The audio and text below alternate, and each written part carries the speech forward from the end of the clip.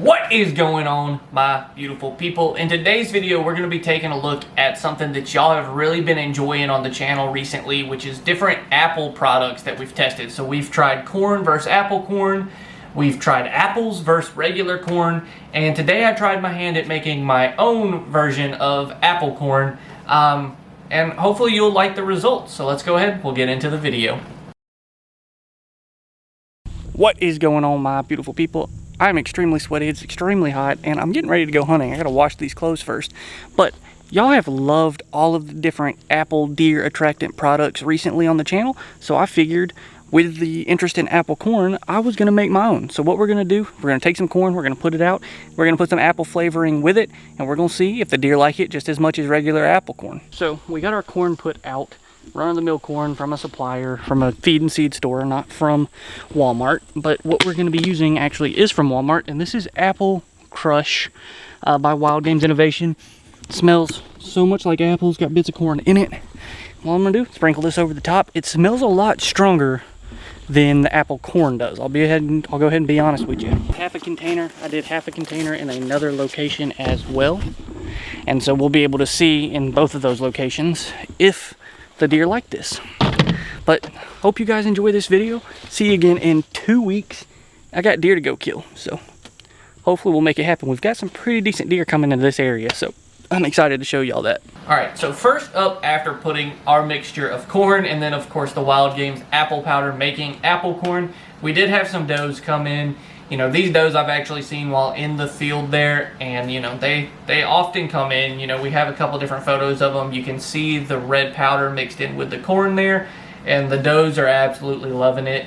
But not only did does come in, we also had a couple other deer come in as well. You see we have a spike showing up right here, and you know, here in a little bit you're gonna get a little bit of a better 2-year-old 8-pointer, and as he's popping up on screen for you. Very nice deer there nonetheless. And then you can see just the power of apple corn and corn. You know, we have 5 does sitting there around the pile, and during this time of year when bucks are locked down with does, you want to bring in does hoping that bucks are going to be cruising around in order to see if any of these does are hot. And it also brings in turkeys. So apple corn, I think we've known over the course of the different videos I have, it works. You know, whether it's corn, whether it's apples, whether it's apple corn, it all is going to bring in not only deer but also other wildlife as well. If you're in your state, you know, your rules are different whether you can hunt over bait or not. In my state, you can technically hunt over bait, not for turkeys, but for deer. So that's one thing to keep in mind when you're looking at doing this. But if you're just looking to get some footage of some deer or just to see some deer, this is by all means something I would test out. I mean, you can see it's bringing in bucks, it's bringing in does, it's bringing in turkeys. I'm sure there was plenty of squirrels and other critters that were jumping in front of this camera as well, and it just didn't pick it up because I have on low sensitivity. But nonetheless, I hope you have enjoyed this video. We're going to go ahead, we're going to jump into the verse of the week. I know it was short, sweet, and to the point, but I didn't want to waste too much of y'all's time. So let's go ahead and get into the verse of the week. This verse of the week is coming from Zephaniah 3:17. The Lord your God is with you. He is mighty to save. He will take great delight in you. He will quiet you with his love. He will rejoice over you with singing. And I just think that's a beautiful verse because God's always with you. You know, not when you're angry, when you're mad, he'll quiet you with his love.